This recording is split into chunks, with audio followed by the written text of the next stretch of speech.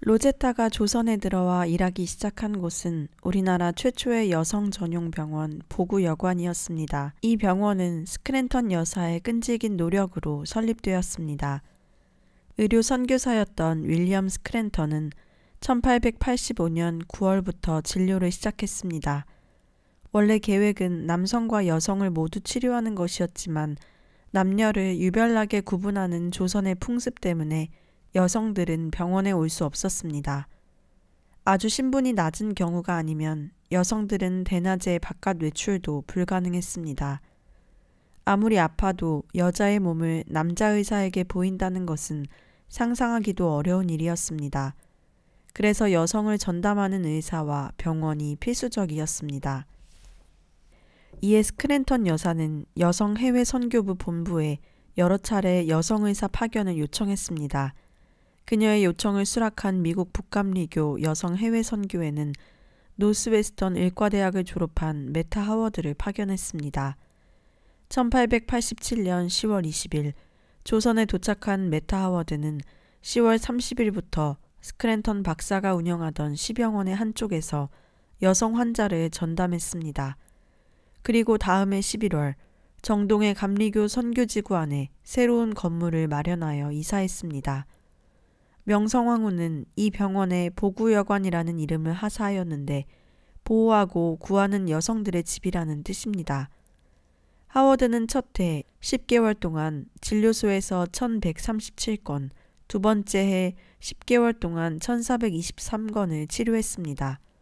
하지만 과로 때문이었는지 낯선 이국 환경에서의 적응이 힘들었던 탓인지 건강이 나빠져 그 다음해 1889년 9월 본국으로 돌아갔습니다. 그 후임으로 로제타가 보구여관에서 일하게 된 것입니다.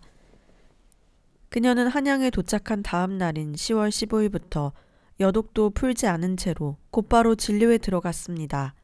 그녀는 내과, 외과, 치과, 이비인후과, 피부과, 산부인과 등 온갖 분야의 병들과 혼자서 씨름해야 했습니다.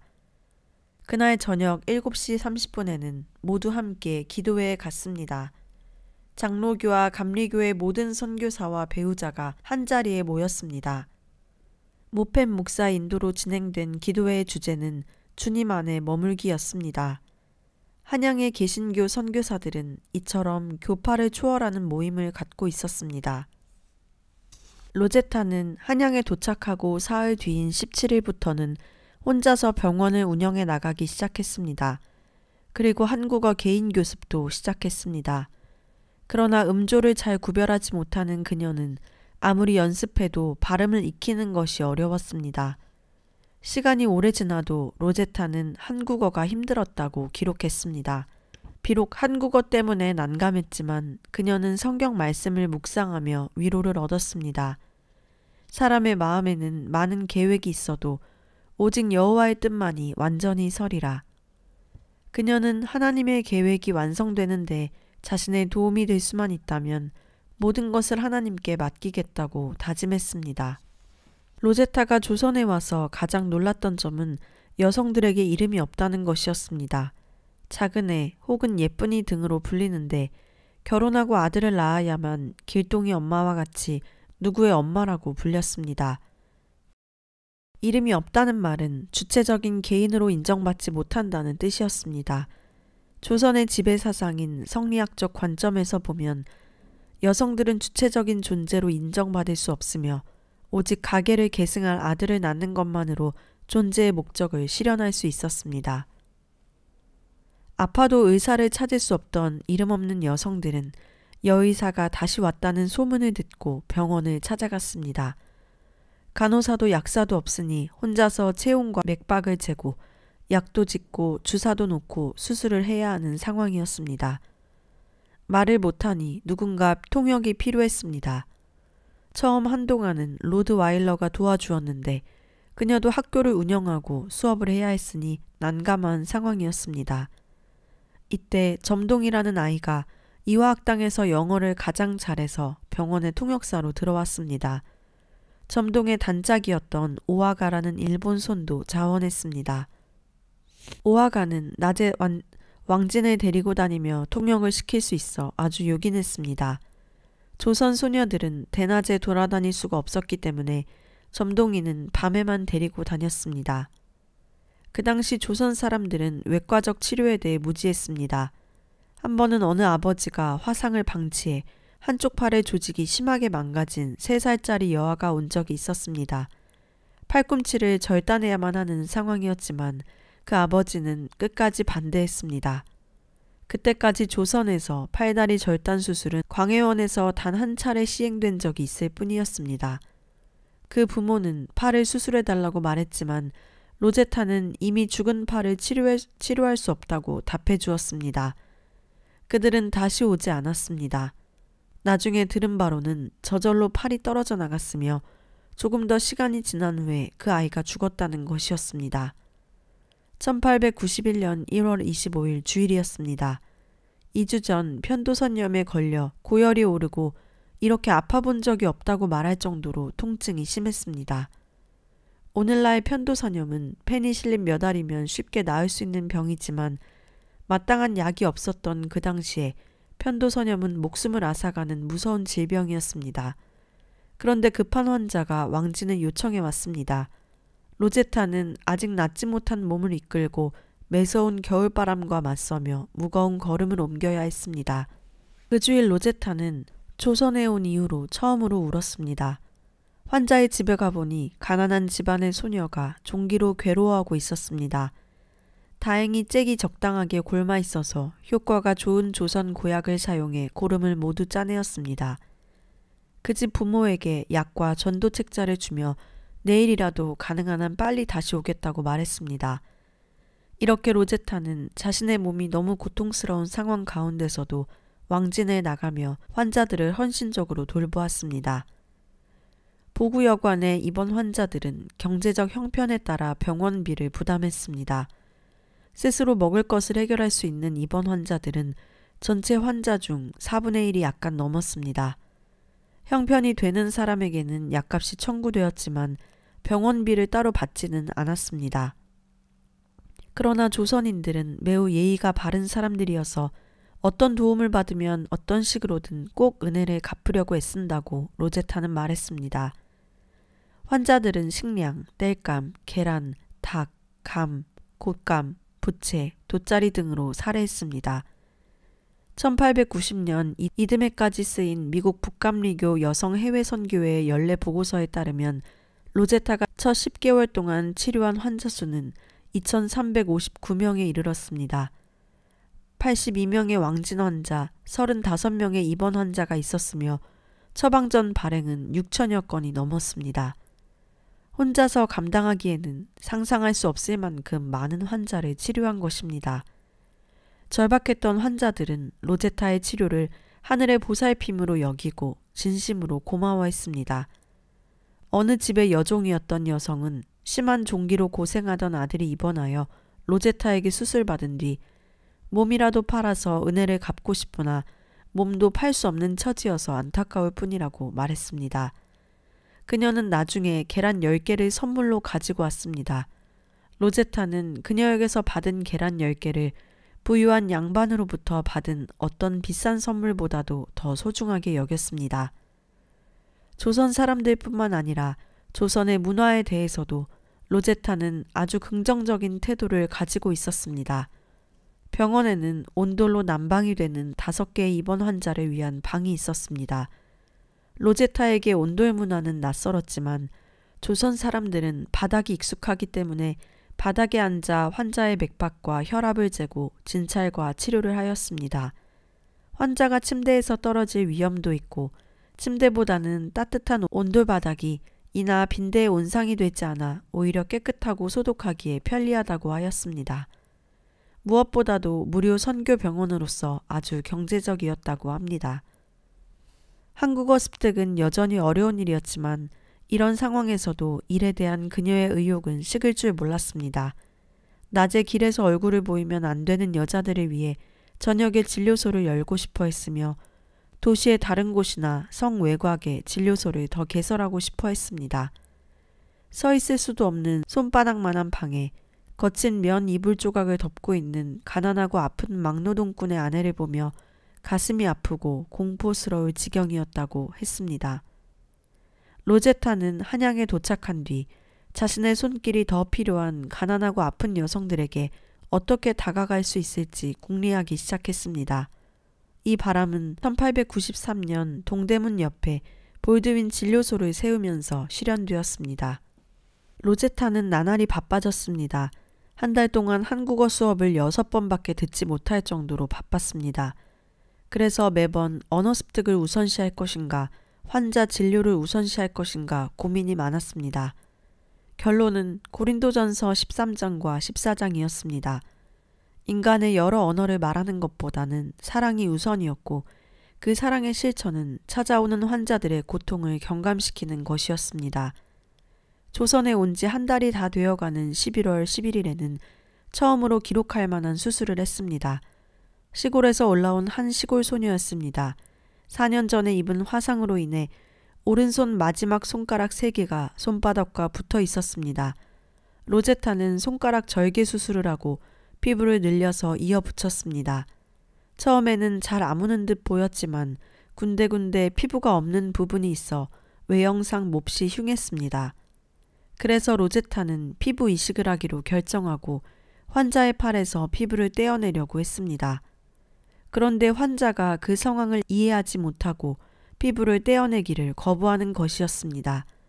그래서 자신의 팔에서 3쪽을 떼어낸 뒤 더 떼어내려고 하자 봉순 오마니가 못하게 말렸습니다. 결국은 중단하고 피부 이식에 대해 소녀가 이해할 때까지 기다리는 게 낫겠다고 생각했습니다. 로제타가 조선 소녀에게 자신의 피부를 떼어주었다는 소문이 퍼져나갔습니다. 며칠 후 한 남자가 와서 약을 부탁했는데 사정을 들어보니 직접 왕진을 가야 할 위험한 상황이었습니다. 로제타는 우선 급한 일이 있으니 조금만 기다리라고 말했는데 남자는 그 말을 믿지 못하고 불안해했습니다. 비도 심하게 내리고 있었습니다. 그는 보구여관의 문지기 기수에게 걱정을 털어놓았습니다. 기수는 관하에서 보구여관의 안전을 위해 보내준 병사였습니다. 기수는 이렇게 말했습니다. 그 선생님은 우리 조선 소녀를 위해 자신의 피부까지 떼어낸 분이라오. 이까지 비가 무슨 대수라고 못 가시겠소. 걱정 말고 가서 기다리시오. 그 후로도 로제타의 피부 기증은 여러 차례 사람들의 입에 오르내렸습니다. 소녀의 피부 이식 수술을 위해 학교 학생과 교사들, 환자의 오빠와 환자 본인도 피부를 떼었습니다. 그 소녀의 오른손은 완벽하지는 않았지만 그리 보기 흉하지 않게 회복되었습니다. 소녀의 가족은 암탉 3마리와 수탉 1마리를 고마움의 표시로 가져왔습니다. 하지만 그 어떤 것보다도 로제타에게 더 값진 담례는 기쁜 얼굴로 누가복음을 읽고 있는 소녀의 모습이었습니다. 로제타가 만나는 환자들 중에는 극단적인 빈곤에 허덕이는 불쌍한 여성이 많았습니다. 1891년 6월 29일 로제타는 서대문 밖에 살던 너무나도 가엾은 환자를 생각하며 일기를 적었습니다. 이런 환자들에게는 언어로 굳이 복음을 전할 필요도 없었습니다. 그저 허기를 면하게 해주고 간단한 치료를 하는 것만으로도 하나님께 마음을 열었습니다. 그러나 그 환자는 오랜 시간 동안 폐결핵으로 고통받다가 로제타를 만나 치료를 받았지만 결국 죽었습니다. 로제타는 한국말을 제대로 구사하지 못해 복음을 제대로 전하지 못했습니다. 그 환자의 죽음이 로제타의 마음을 무척 무겁게 했습니다. 로제타는 자신의 직업이 선교사이므로 조선 여인에게 복음을 전하지 못한 데에 따른 책임을 면할 수 없다고 생각했습니다. 로제타는 기도를 청하는 수밖에 없었습니다.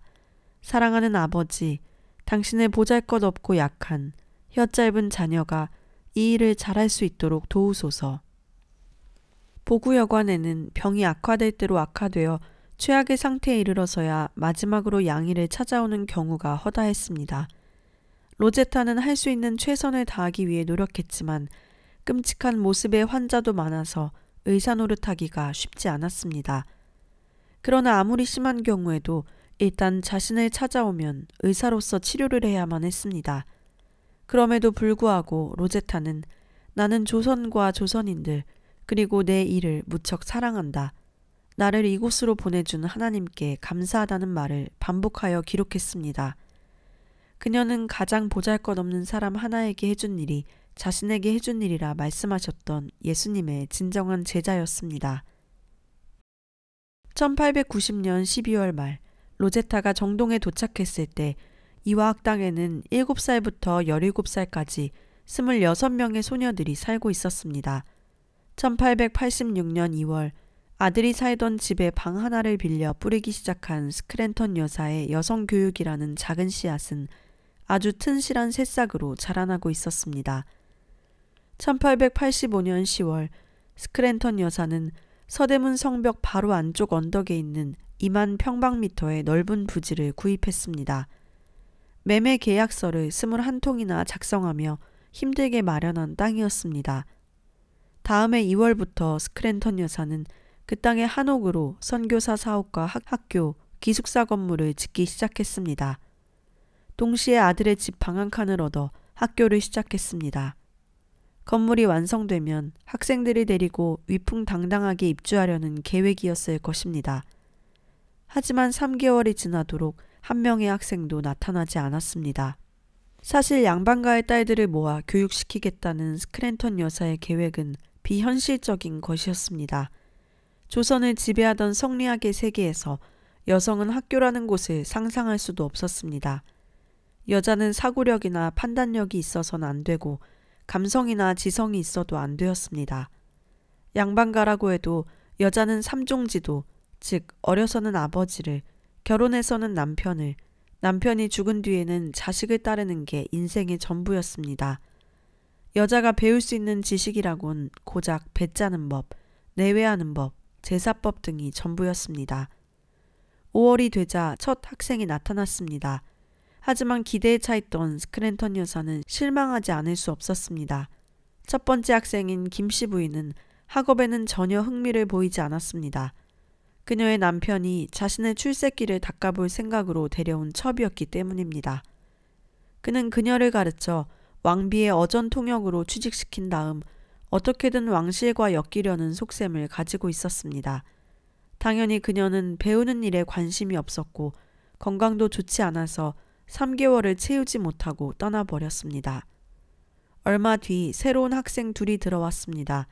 한 아이는 가난한 집의 어머니가 맡긴 별단이라는 아이였고 다른 아이는 전염병에 걸려 죽어가던 어미의 곁을 지키다 함께 병원에 들어온 아이였습니다.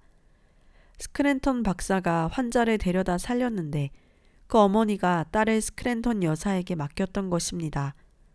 스크랜턴 여사는 이렇게 버려진 아이들을 데려다 먹이고 재우고 입히고 가르치는 것으로 한국에서 선교 사역을 시작했습니다. 1887년 봄 학교는 왕실로부터 이화학당이라는 이름을 하사받으면서 새로운 전기를 맞이했습니다. 성리학을 기본으로 하는 나라의 수장이 여성을 위한 공식적 교육기관을 공공연하게 인정했다는 것은 그 통치 철학을 정면으로 부정한 대사건이었습니다. 이화학당이 감리교의 아펜젤러 목사가 세운 최초의 근대적 소년학교인 배제학당보다 먼저 인정을 얻을 수 있었던 건 그만큼 스크랜턴 여사의 능력이 뛰어났다는 얘기입니다. 스크랜턴 여사는 왕실에서 공식적인 인정을 받으면 여성 교육에 대한 백성들의 심리적 저항을 줄일 수 있을 거라 생각했습니다. 로제타가 조선에 도착했을 당시 이화학당의 기숙사에 살던 26명의 소녀들은 모두 버려진 아이들이 아니었습니다. 일찍이 선교사에게 감화를 받아 기독교를 받아들인 양반이나 중인 집안의 딸들도 있었습니다. 하지만 로제타의 일기에 등장하는 근대 여성 1세대에 빛나는 별이 된 점동과 여순이, 노수잔 등의 시작은 하나같이 미미했습니다. 김점동은 10살 때인 1886년 스크랜턴 여사의 네 번째 학생으로 맡겨졌습니다. 그녀의 아버지는 아펜젤러 선교사를 위해 일하던 도중 딸만 넷을 둔 가난한 가장으로서 입 하나라도 줄여보자는 심산으로 딸을 들여보냈습니다. 그녀는 나중에 로제타의 주선으로 박유산이라는 남자와 결혼하여 미국 선교사들처럼 남편의 성을 따르고 세례명을 붙여 박에스더가 되었습니다. 그리고 로제타의 도움으로 남녀를 통틀어 우리나라 최초의 양의가 되었습니다. 봉어비는 우리 학교에서 가장 말괄량이 중에 하나라고 로제타가 표현한 소녀였습니다. 화상으로 손가락이 붙어있던 윤씨 소녀의 피부 이식 때 자발적으로 피부 조직을 증여할 정도로 성격이 적극적이었던 그녀는 로제타의 마음에 들기에 충분했습니다. 로제타는 봉어비를 교육시킬 생각에 루이스와 함께 살도록 주선했습니다. 봉어비는 루이스와 함께 살며 오전에는 이화학당에 다니고 오후에는 진료소에서 일했습니다. 그러나 그 뒤 봉어비는 어디로 갔는지 지금은 흔적을 찾을 수 없습니다. 로제타는 점동이나 봉어비 같은 소녀들에게 특별한 관심을 가지고 유능한 지도자로 키워내려 했습니다. 루이스는 로제타와 뉴욕에서부터 친한 친구였고 로제타의 간청에 의해 여성 해외 선교회가 1891년 한양으로 파견한 간호사였습니다. 가장 낮은 자리에 있던 소녀들이 우리나라 1세대 근대 여성으로 거듭날 수 있었던 것은 스크랜턴 여사나 로제타 같은 여성 선교사들이 조선을 찾았던 덕택입니다. 이경숙, 봉순오마니, 여순이, 김점동 이들은 조선의 강력한 가부장제와 험한 신분제 사회에서 이화학당이라는 피난처에 들어와 안식을 얻었습니다. 그리고 이화학당이라는 보금자리에서 조선 역사에 새롭게 등장한 근대 여성이라 싹을 키우고 튼튼한 나무로 성장해 나갔습니다. 로제타는 이화학당의 소녀들을 어느 누구보다 사랑했고 소녀들은 그 마음을 알았습니다. 1890년 정동교회 크리스마스 파티에는 50여 명의 조선인이 모였습니다. 교회는 모두에게 선물을 나눠주었는데 큰 소녀들은 스크랩용 앨범을, 성인 여성들은 손수건을, 성인 남성들은 남위라는 겨울용 모자를 받았습니다. 어린 소녀들은 미국 주일학교 학생들이 보낸 예쁜 드레스를 입은 인형이 하나씩 담겨있는 선물 상자를 받았습니다. 그날 밤 로제타가 스크랜턴 박사 집에서 크리스마스 저녁 식사 파티를 끝내고 돌아왔을 때였습니다. 인형을 하나씩 아는 이화학당의 어린 소녀들이 로제타에게 와서 인형들에게 미국 이름을 지어달라고 부탁했습니다. 로제타는 기쁜 마음으로 플로라, 제시, 베시, 그레이스, 로사, 에바라는 이름을 지어주었습니다. 이처럼 아이들은 로드와일러나 벵겔보다 로제타를 편하게 여기며 가까이 다가왔습니다. 소녀들이 로제타를 편하게 여겼던 건 그만큼 로제타가 그녀들을 진심으로 사랑했기 때문입니다. 소녀들 역시 로제타에게 편지를 보낼 때 서두나 말미에 하나같이 자매, 친구라는 말을 붙여 로제타와 자신들의 친근한 관계를 표현했습니다. 로제타는 1891년 추수감사절 저녁 식사 파티 때부터 조선인 동료들을 초대하기 시작했습니다. 결혼 이후 독립해 살림을 꾸린 이후에는 에스더는 물론이고 이경숙, 레이첼, 여메리에, 수잔, 조선인 요리사의 아내와 여동생, 어머니, 그리고 이번 환자 중 보베라는 아주 야무진 소녀의 할머니 등을 자신의 식탁에 초대했습니다. 로제타가 조선의 여성들을 만나면서 발견하는 것은 그들이 의로움의 허기를 느끼고 갈급해한다는 점이었습니다. 조선 사회를 향한 여성들의 분노는 이미 오래전부터 부글부글 끓어오르고 있었습니다. 조선시대는 우리나라 역사상 어느 시대보다도 여성에게 가혹한 시대였습니다. 고려시대에는 물론이고 조선 중기까지만 해도 호적의 아들과 딸이 함께 올랐습니다.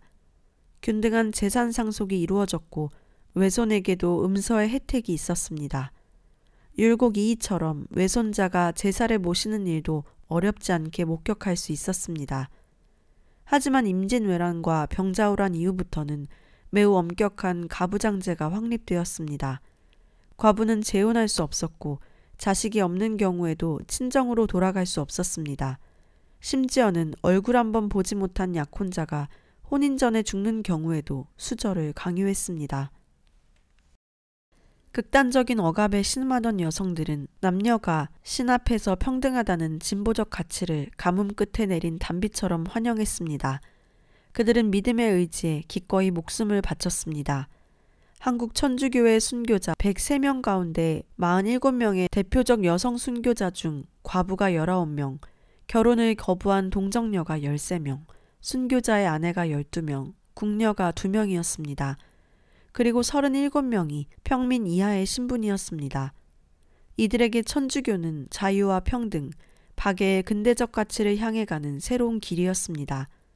조선은 여성들에게 가계를 이을 아들을 생산하라고 요구했습니다. 사회적으로 심하게 억압받던 여성들이 남성들보다 더 절박하게 자유와 평등을 꿈꾸었습니다. 하지만 그들은 주체적인 삶을 선택한 근대적 여성들을 직접 만나볼 기회는 없었습니다. 그리고 1885년 조선 여성들 앞에 메리 스크랜턴 여사를 필두로 한 여성 선교사라는 독립적이고 주체적인 삶을 선택한 새로운 여성들이 나타났습니다. 당시 미국 북감리교 여성 해외 선교회의 슬로건은 여성을 위한 여성의 일이었습니다. 세계의 모든 여성은 자매이므로 서로 지원해야 한다는 모성적인 믿음을 바탕으로 한 외침이었습니다. 미국 북감리교 여성 해외 선교회는 교육과 의료, 선교를 통해 비기독교 국가에서 살아가는 여성들의 지위를 기독교 국가 수준으로 끌어올리겠다고 선언했습니다. 조선에 파견된 여성 선교사들은 교육을 통해 조선 여성들에게 새로운 삶의 길을 보여주었습니다. 선교사 부부들은 동지에 기초한 부부관계의 새로운 모델도 제시했습니다. 의로움의 허기와 갈급함을 느끼던 조선 여성들에게 생명수를 건네는 것이 조선을 찾은 여성 선교사 로제타의 사명이었습니다. 그리고 그 생명수는 이와 학당이라는 마르지 않는 샘을 통해 끊임없이 공급되었습니다. 로제타는 1891년 신학기가 시작되기 전 겨울방학부터 이화 학당에서 제일 영어 수준이 높은 아이들을 데리고 생리학을 가르치기 시작했습니다. 에스더와 봉순, 수잔, 애니와 오아가가 그 대상이었습니다.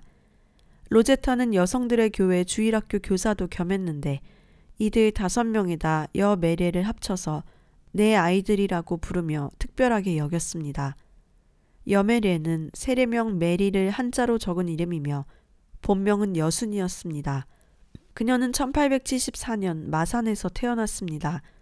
그녀의 부모는 무남동녀 딸이 자기들과 함께 살면 명이 짧아질 거라는 점쟁이의 말을 듣고 스크랜턴 여사에게 양녀로 주었습니다. 로제타는 메리가 17살의 아름다운 조선 소녀이며 매우 매력적이고 완전할 정도로 착하다고 기록했습니다. 그런데 그 부모는 매우 무식하고 장점이라고는 하나도 찾을 수 없는 사람들이었다고 했습니다. 로제타가 자신의 일기에서 누군가를 부정적으로 평가한 것은 이 부분이 유일합니다. 부모는 딸이 12살 때 부자에게 첩으로 팔았는데 그 부자는 시골에 살고 있었고 메리는 그때부터 이화학당에서 살게 된 것입니다. 그래도 여메리는 자신의 부모를 여전히 사랑하고 안타깝게 여겼습니다.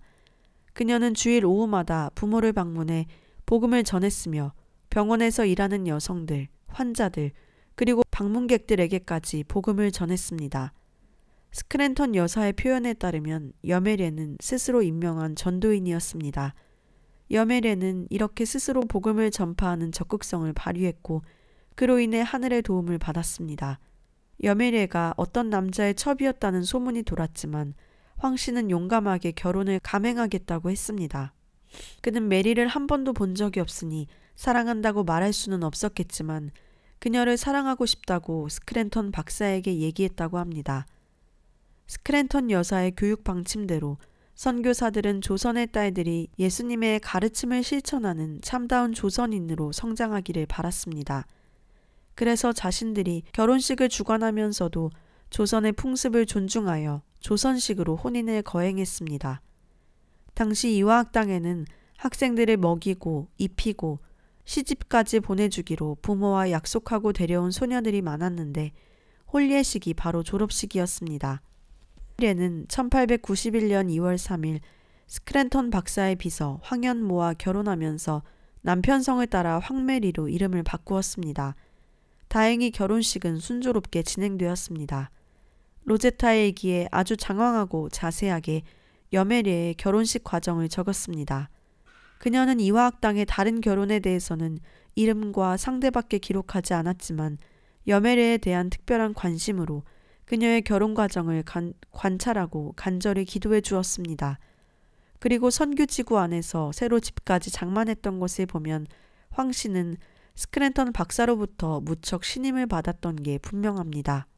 그런데 결혼 3개월 만에 남편이 미국 유학을 떠난 뒤 그곳에서 병으로 사망하는 바람에 청산 과부가 되었습니다.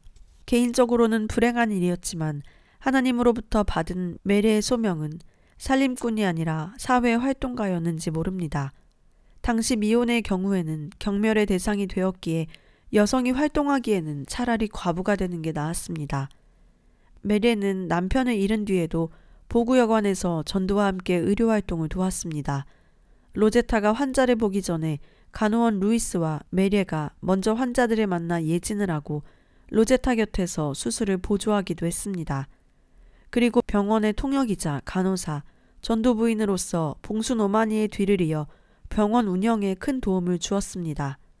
메리에는 여성 전용 병원의 보조 업무와 전도부인으로 활동하면서 점점 자신의 한계를 넓혀나갔습니다. 1900년에는 우리나라 최초의 교회 여성단체인 정동교회의 보호여회를 결성했고 1903년에는 이화학당 학생회의 시초인 러빙 소사이어티를 결성했습니다. 그녀는 스크랜턴 여사가 설립한 상동교회 주일학교에서 여학생들을 가르쳤습니다. 그 학생들 중에 군부총장 엄준원의 딸이 있었는데 엄준원은 명성황후 사후에 실질적인 왕비였던 순원황 귀비 엄씨의 사촌 동생이었습니다.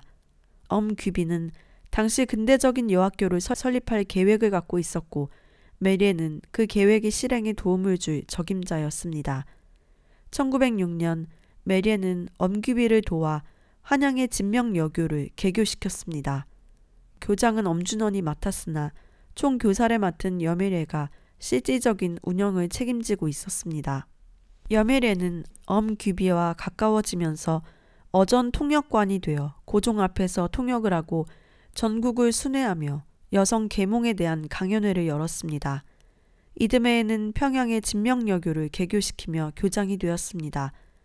평양 진명여교는 엄비가 희사한 500원으로 부지를 사들이고 평양 부인회를 조직해 운영 자금을 마련했습니다. 평양 진명여교에 입학한 첫 학생들은 평양 기생 10명이었는데 3명이 이 학교를 졸업했습니다. 이들 중 박화사는 그 학교의 교사가 되었고 전수아는 학업을 계속해 이화학당의 대학과를 수료했습니다. 12살에 첩으로 팔렸던 소녀의 앞날이 이렇게 찬란하게 달라질 수 있었으니 여메리의 하나님에 대한 사랑이 얼마나 뜨거웠을지 짐작됩니다. 여메리는 스크랜턴 여사와 로제타가 뿌린 헌신의 씨앗이 하나님의 빛을 받아 싹트고 자란 아름다운 열매였습니다.